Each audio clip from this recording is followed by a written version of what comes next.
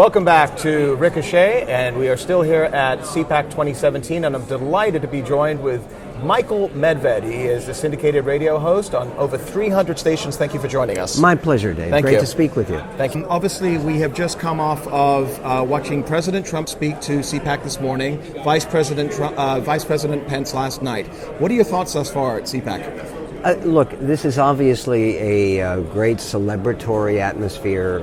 People were conscious of the fact of a great Republican victories, not only in the presidential race, but for the House of Representatives and for the Senate. But one word of caution, because I think that there was one missing element from both the president and the vice president, and it's a shame because it doesn't seem to be a focus of this CPAC, and it should be.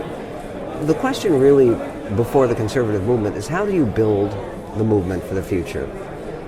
President Trump lost younger voters abysmally, as Republicans tend to. He treats it as a great victory that he got 23% of Latino voters, which means 77% voted for Hillary Clinton. Getting 8% of black voters is better than Mitt Romney, but it's still pathetic. We have to, for the future of the conservative movement, figure out a way not just to rally the base, but to broaden the base.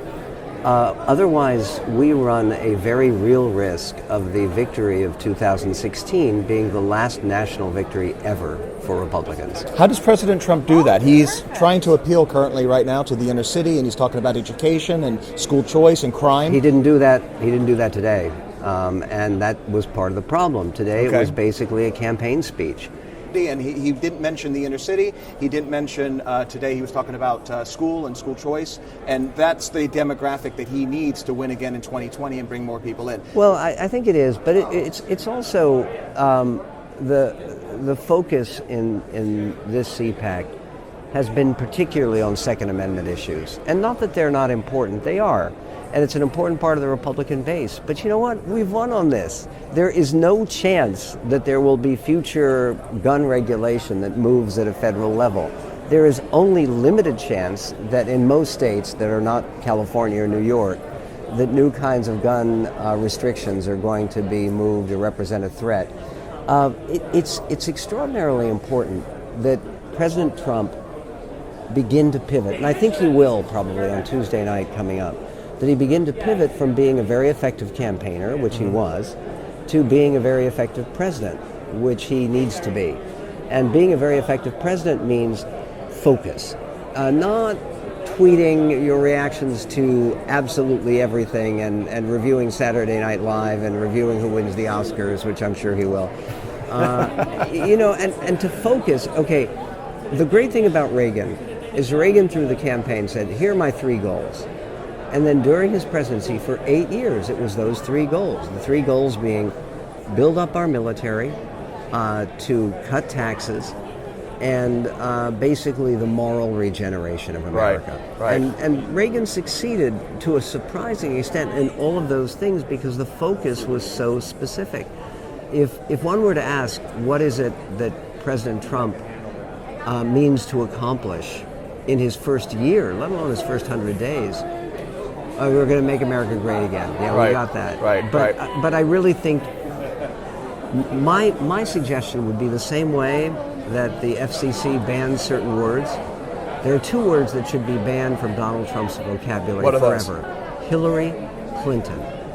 You can no longer make yourself look good, Mr. President, by making Hillary Clinton look bad. Right. Hillary Clinton is about as irrelevant as she could be to America's future.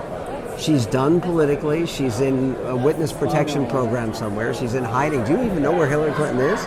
She's at Broadway shows, apparently. Okay, which is fine. Let her enjoy her Broadway shows. Right. And again, to me, it made my heart sink. Not because I have sympathy for Hillary in this, but just because I want conservatives to win. I want us to be an appealing, forward-looking faction.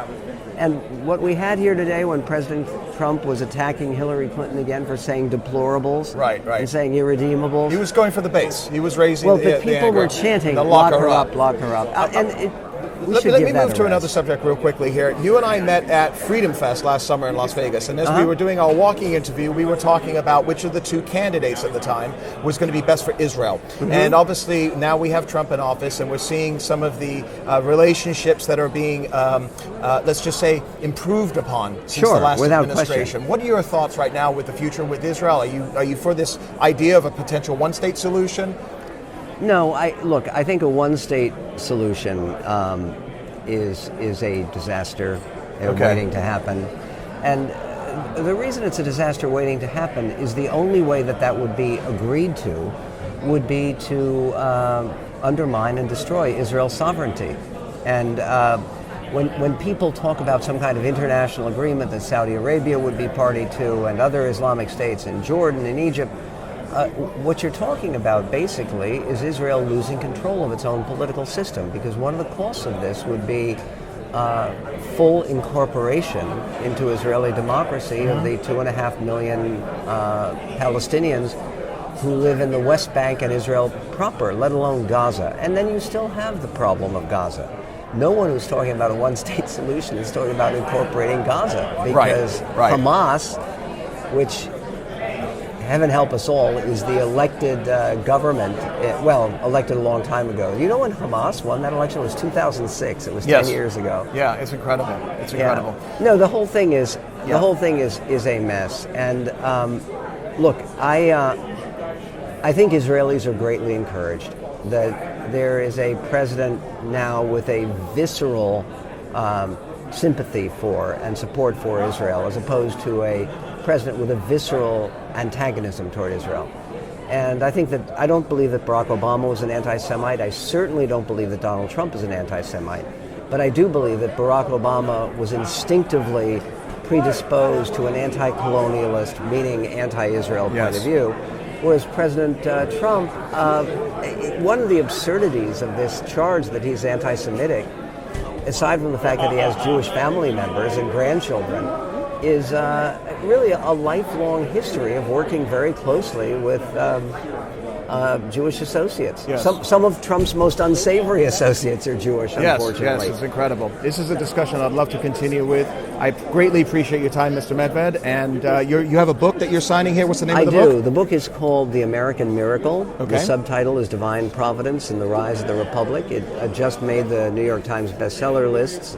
Wonderful. It is a book that offers 12 stories that indicate that America is no accident. America is not the product of random evolution. It's the product of intelligent design. Wonderful. And I'm very gratified with the response to The American Miracle, and I hope everybody will check it out. Well, listen to Mr. Medved on over 300 stations and look for his book. Thank you so much. I appreciate it. Thank Dave. you. Great to Thank talk you so with much.